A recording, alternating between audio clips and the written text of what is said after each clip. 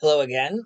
Uh, since tomorrow is not only the Sabbath, but also the holiest day of the year, Yom Kippur, the Day of Atonement, I wanted to really touch on and hint on a topic we've discussed in this little corner, um, this tension about good and evil.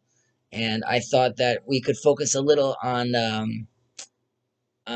this ritual. As you all know, the center of Yom Kippur really, there's this famous ritual of the scapegoat that we send out to Azazel. We won't get into what Azazel means. There's many deep meanings to Azazel. But generally, it's talking about the evil inclination.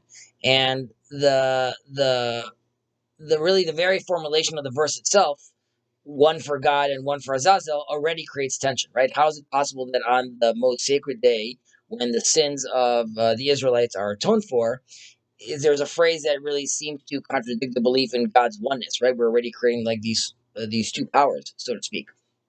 Now, if we delve actually deeper into this, we'll really understand that it's actually on the contrary, right? That really through sending it through sending the scapegoat to Azazel, it actually becomes clear that God's reign is over everything, and there's really no one besides him.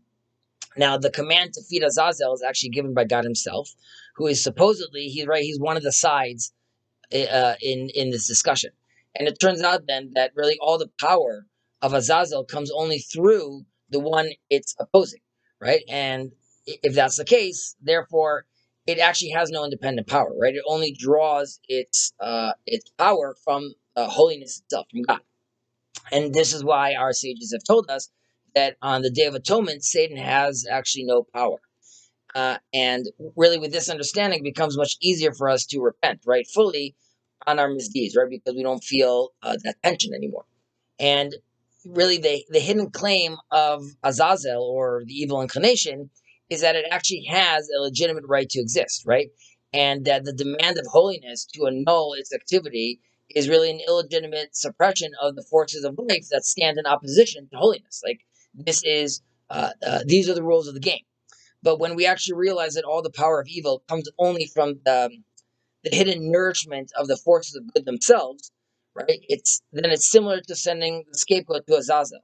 Its argument loses all force, and when we return uh, um, to we're returning from the wilderness, we actually realize that we've relieved ourselves from that evil inclination, and we could actually repent and have an inner peace, an inner harmony.